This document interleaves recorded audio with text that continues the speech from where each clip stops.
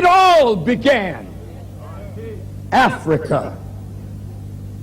And so, in fulfillment of the vision, we're here. Now, brothers and sisters, the most important ingredient in leadership is not economic know-how. It's not political sagacity. It is not psychoanalytical powers. It is not historical perspective.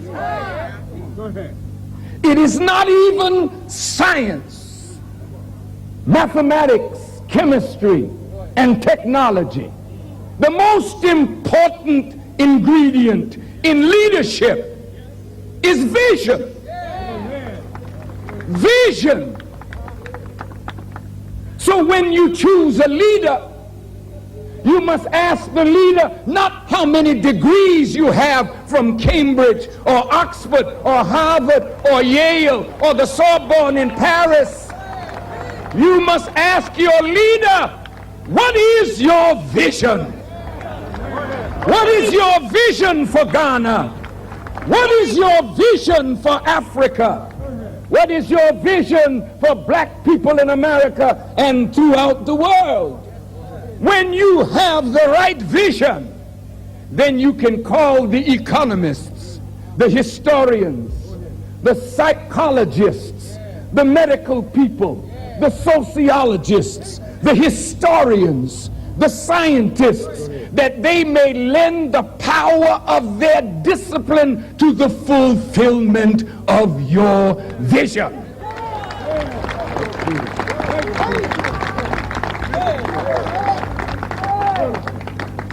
The root of vision is idea. It is ideas that bring up vision. Vision is that which allows you to see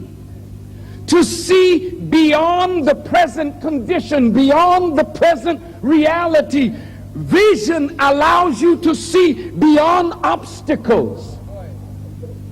Vision and the ideas that give birth to vision is what men and women have died for. The root of idea is thought, and the root of thought is the word, that which creates thought. The Quran teaches us that everything that Allah created is a word. There are words that you know, and there are words that you don't know. The Quran teaches us that if all of the seas, with 7 more seas added to them, were as ink, and all of the trees were as pens, you could never exhaust the words of God. God's word is his creation. His creation is what brings thought to mind. His creation is what brings up ideas. His creation is what gives us vision. But our fulfilling the vision is deeper than Marcus Garvey. Yes, sir. Our fulfilling the vision is deeper than Osagyefo, Kwame Nkrumah. Our fulfilling the vision goes back to God himself and what he has caused to be spoken by the mouth of his prophets concerning yesterday, today, and tomorrow. I hope you are understanding this. As Brother Minister Ishmael Muhammad said, God has already spoken that we would go into bondage. We have fulfilled that.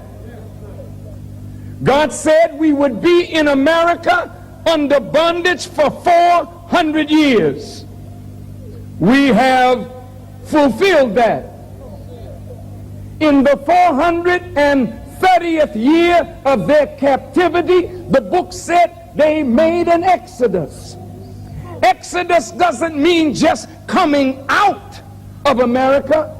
It means coming out of the ideas and the vision of those who enslaved you and brought you to America and brought Africa to its shameful state of condition. We represent an opposing vision. We represent an opposing idea. Men and women have died for this vision. Marcus Garvey was deported for speaking a vision. Noble Drew Ali was killed for speaking a word that would bring vision. Martin Luther King and Malcolm X were assassinated because they spoke a word that would give vision to a people. On the African continent, Patrice Lumumba is dead because of a vision. All of your great African revolutionary leaders that have laid down their lives, it was not the way they parted their hair. It was not the tribe that they belonged to. It was not their language. It was not their religion. It was their vision.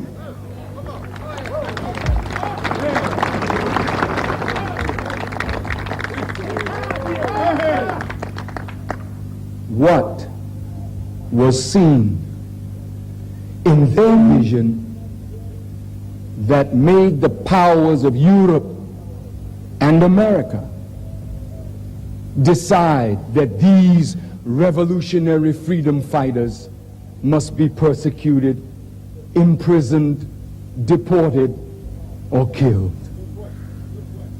It is because they dared to come out from under the vision that guides the present world. And what is the vision that guides America? What is the vision that guides Europe? What is the vision that guides the ruling powers of the world? The vision that guides the ruling powers of the world is that the darker people of the world must always be under the foot of Europe, under the foot of white people, because the prevailing idea at the root of that vision is the idea of white supremacy. Are you angry with me?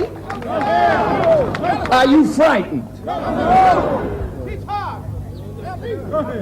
Don't be frightened.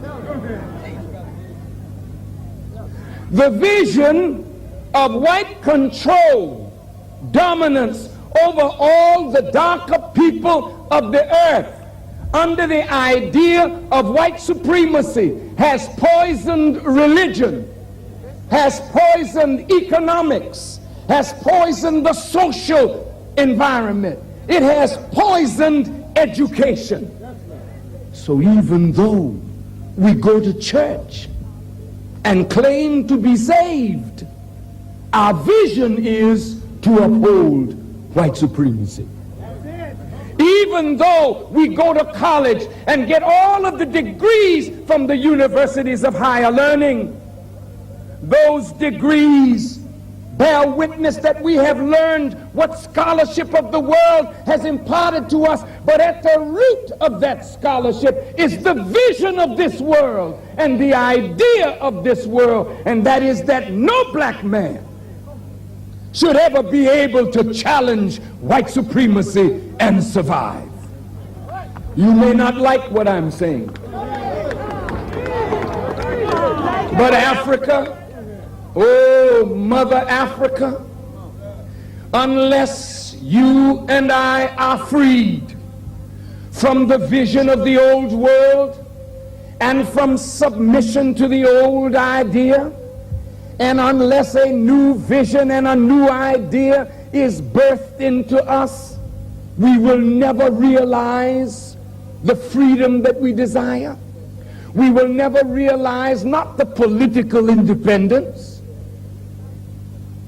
Because political independence without economic self-sufficiency is symbol without substance.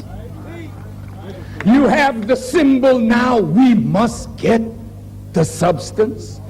If you say you're free and you fly your flag and you sing your national anthem, but you cannot eat, you do not have food, you do not have adequate roads, adequate transportation, communication, you are not able to do for yourself, then what good does it do us to say we're free and we're free and hungry, free and naked, free and out of doors, free and ignorant, free and a social